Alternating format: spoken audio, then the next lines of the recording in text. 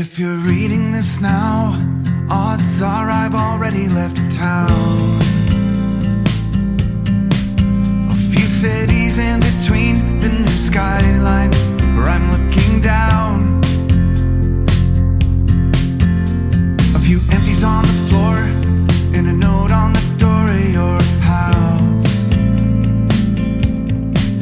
And this silence reminds me of what's left behind me for now.